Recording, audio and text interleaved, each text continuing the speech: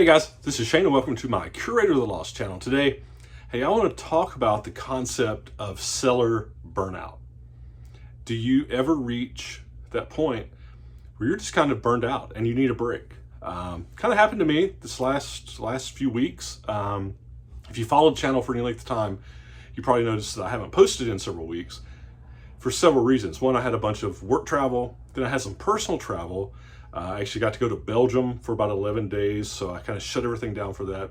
But on top of that, and maybe because of a lot of that being out of town, I just felt like I was kind of just, I guess you could say, stressed out or burned out on the whole selling thing. So I just kind of shut everything down, shut the store down for a while, no listing. The only thing that was going was my Amazon FBA, where it's already there and just sells. And it was good for me to have some away time from it. But it's interesting to me, to ask the question of, do you get that way? Do you get that way do you just get burned out on it? And why? Why do you get burned out?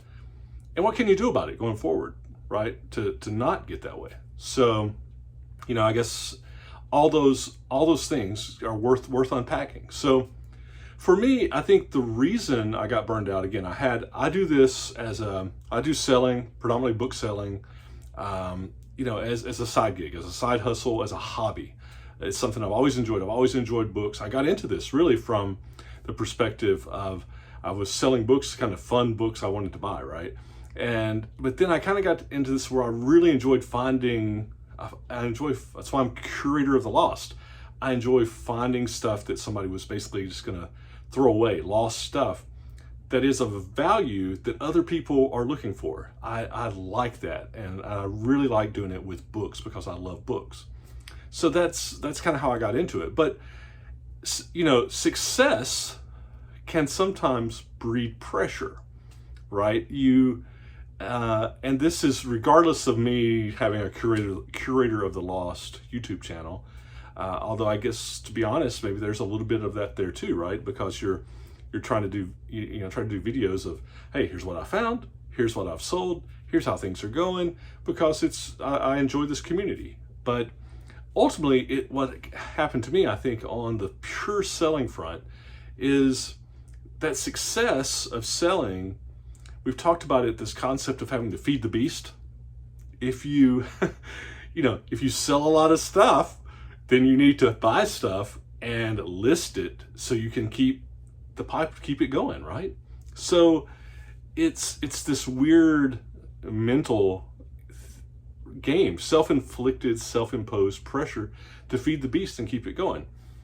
The more success you have, the more need there is to do that. So for me, my burnout in this last month was, I think, part that, and then part everything else that was going on. I had a bunch of work travel, and I did get to go on a personal trip. So personal trip, I went 11 days to Belgium.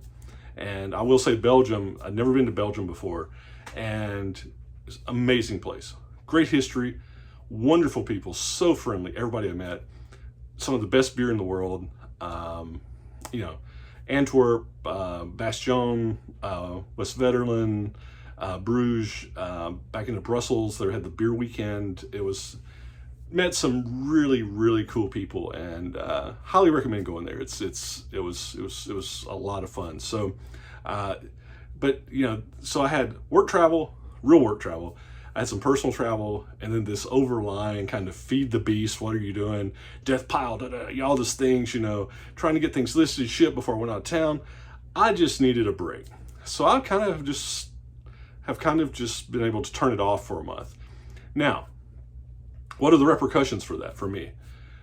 All right, I'm not doing this for a living. I do this as a side gig, right? So I know it's different if you are doing it for a living. This is a lot harder, and it's a different category of issue, right?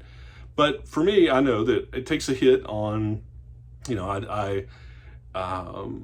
eBay, I've only sold 3 or 4 things in the last 3 weeks, because I've had store turned off, and I had an out of office thing for out of the loop thing, but allowed sales, but I only sold 4 things.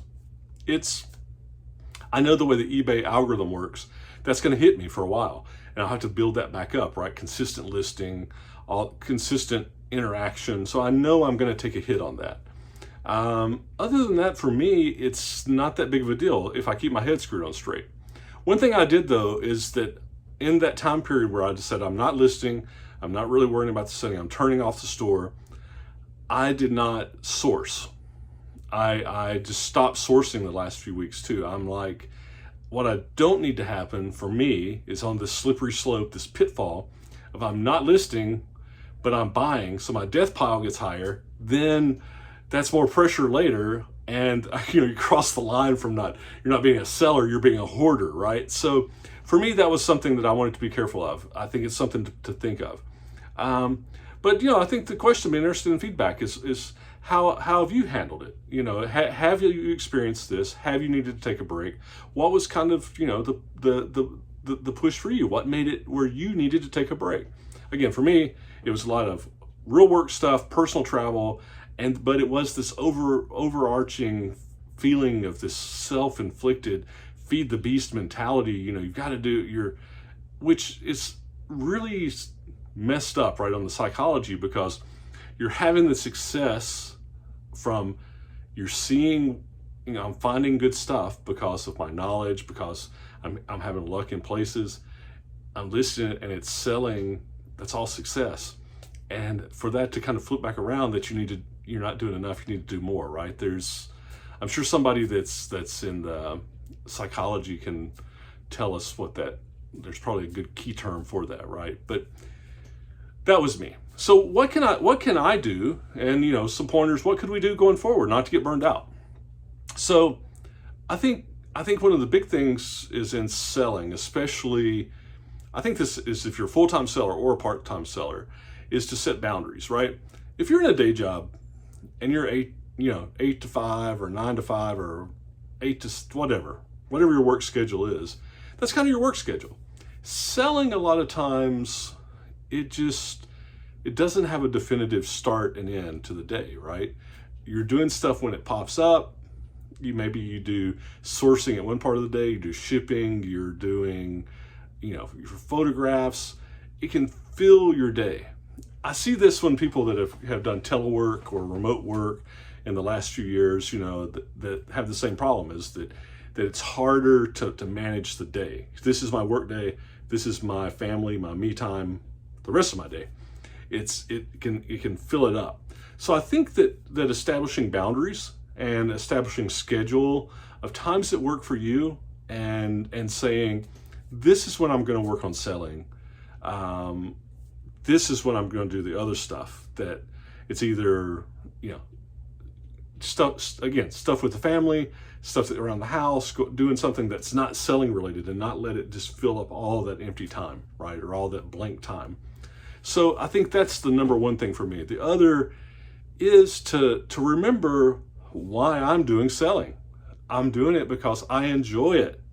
I like finding stuff that, I know the psychology. It's the treasure hunt. I get that endorphin hit, when I find something, I get another one that sells, but I understand that. But I really do enjoy understanding, finding weird old books or even weird new books and getting them to someone who wants them.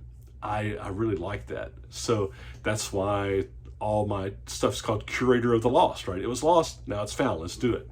So I think but for me, knowing that it is that hobby, it is something that I want, remembering why I'm doing it. Now, if your reason is that you're selling because you have to pay rent, or that's how you're making your living, or you're trying to earn money to pay something off, you're going to have different reasons, and you're going to have different pressures, right? But for a lot of hobbyists that maybe get burned out, why else somebody might get burned out? Because they're not having sales. They're having trouble sourcing, or they're buying stuff and no one's buying it. They're buying stuff and it's not selling. And in those cases, I think that if that's kind of what's pushing you, then you have to look at, what you're buying. Do you have a mark? Can you even, or books or whatever it is you're trying to do, are they plentiful enough in your area that you can make a go of it? Are you listing enough? Because if you Maybe you don't have enough inventory. Your sales through rate, you may only get a 3 or 4% sales through rate that's pretty healthy. You're not going to sell a lot until you build up that inventory. You need a few hundred books in your inventory and before you start to see those consistent sales. So maybe consistency is really messing with you, right? But I think it's being that introspective and saying, if you're getting burned out, if you're struggling, why? What is it? And then, once you are honest and identify that, then you can solve it. For me, again, it was just this lots of external things, but it was this self-inflicted, stuff about, I got to feed the beast, not doing it, that's for me was what was really pushed in. It was nice to get away, nice to have a break. I have missed doing videos, and I'll try to be a little more consistent because, a lot of cool stuff, when you sell something or find something, and tips for the community. But that's it. I just wanted to talk about it because I just went through it. Maybe other people will have gone through it. And I also say again, Belgium, if you get a chance to go to Belgium, wonderful place. I'm going to post, I brought back some West Veterland Abbey Trappist ale. I'm going to do a video about a Curator of the Lost Travels episode on that because it was kind of a cool thing. So anyway, see cool, buy cool, get your head screwed on straight, don't sweat it, it all works out, and we'll talk to you soon. Bye.